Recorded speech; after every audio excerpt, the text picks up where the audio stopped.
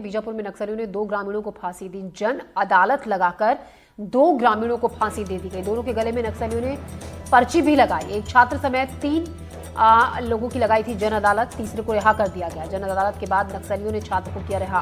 भैरमगढ़ क्षेत्र के जप्पे मरका इलाके की ये घटना है। मारे गए ग्रामीणों के नाम है माड़वी सूजा और पोड़ियाम कोसा। दोनों पर पुलिस की मुखबिरी का शक। नक्सलियों की भैरमगढ़ एरिया कमेटी ने ली है जिम्मेदारी। तो इससे पहले भी कई बार नक्सली इस तरीके से पुलिस से मुखबिरी के आरोप में या शक में गांव वालों के साथ बर्बरता कर चुके हैं और अक्सर करते हैं। उसी क्रम में ये एक मामला सामने आया है बीजापुर से, जहां पर नक्सलियों ने जन अदालत लगाई। 2 ग्रामीणों को फांसी लगा दी। बाकायदा उनके गले में पर्ची भी नक्सलियों ने लगाई। पुलिस से मुखबिरी के शक में इन दोनों को फांसी नक्सलियों ने लगा दी।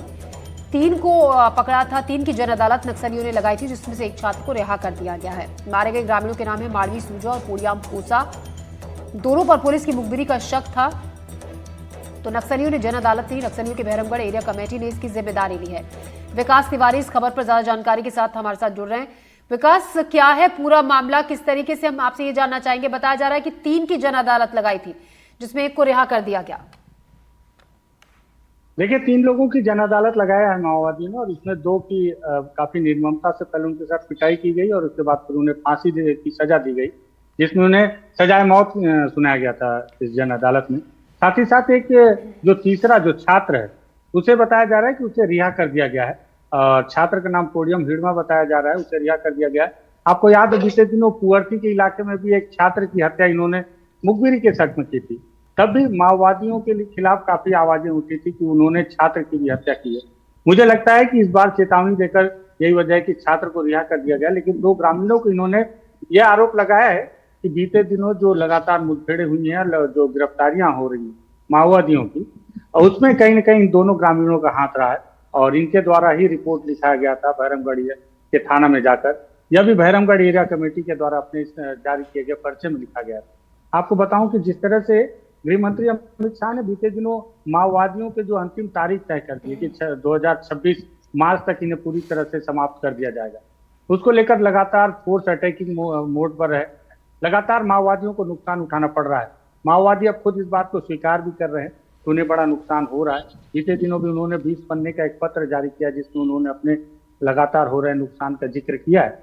और साथ ही साथ ये भी देखने को मिला है कि अभी लोहे के पहाड़ियों के पीछे जिस तरह से 9 माओवादी मारे गए, और लगातार अबूझमाड़ के इलाके में भी बहुत सारे मुठभेड़ हुए, जिसमें माओवादियों को ही बड़ा नुकसान उठाना पड़ा है। साथ ही साथ तेलंगाना में भी अब ग्रेहाउंड भी उनके ऊपर अटैकिंग मोड पर है और 6 बड़े लीडरों को मार गिराया गया। बड़े ऑटोमेटिक वेपन उनसे रिकवर किए गए हैं।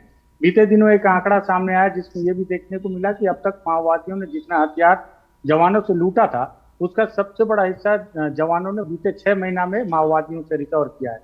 ये आंकड़े सब बताते हैं कि माओवादियों को लगातार कमजोर करने की कोशिश में सफलता सरकार को मिल रही है। साथ ही साथ माओवादियों के उन इलाके में अब फोर्स घुस रही है जिन इलाकों में कभी घुसना फोर्स के लिए मुमकिन नहीं हुआ करता था। जिन इलाकों में फोर्स जाती थी तो लगातार वहां मुठभेड़ें होना एकदम लाजमी था कि मुठभेड़ होती थी और जवानों को नुकसान उठाना पड़ता था। लेकिन अब फोर्स उस इलाके में घुस रही है, लगातार माओवादियों को नुकसान भी पहुंचा रही है, जिसे देखते हुए माओवादियों का जो निचला कैडर है वो लगातार समर्पण भी कर रहा है। और समर्पण करने के साथ साथ माओवादियों की जो खुफिया जानकारी है वो भी जवानों तक पहुंचा रहा है। और यही वजह है कि जवानों को बार बार सफलताएं मिल रही। इसे देखते हुए माओवादी जो है अपने पैंतरों में लगातार बदलाव कर रहे हैं। आप देख रहे होंगे कि इसके पहले लगातार टीसीओसी के दौरान माओवादी बड़े अटैक किया करते थे। इस टीसीओसी में पहली बार आपको देखने को मिलेगा कि माओवादियों पर लगातार बड़े अटैक किए। अबूझमाड़ के तो हर उस इलाके में घुसकर फोर्स ने ऑपरेशन किया जिस इलाके को माओवादी अपना सबसे ज्यादा सेफ जोन माना करते थे, और साथ ही साथ उन्हें बड़े स्तर पर नुकसान भी पहुंचाया गया। अब इसे देखते हुए माओवादियों ने यह भी पैंतरा बदला है कि वो लोग, वो ग्रामीण जो थोड़ी सी भी जिसके ऊपर शक हो कि अगर वो जवानों की तरफ या सरकार के साथ मिलकर चलना चाह रहे हैं, उन्हें माओवादी बिल्कुल तत्काल मौत की सजा दे रहे हैं।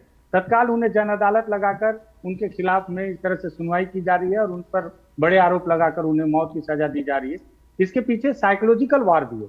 वो चाहते हैं कि इस तरह से जन अदालत लगाकर जब भी ग्रामीणों की हत्या होगी तो इसका असर बड़ी संख्या में उन ग्रामीणों के दिमाग पर भी पड़ेगा जो इस जन अदालत में सम्मिलित होंगे, और वो सरकार के साथ जाने की हिमाकत नहीं करेंगे। वो कभी भी कोशिश नहीं करेंगे कि माओवादियों की खिलाफत कर पाए।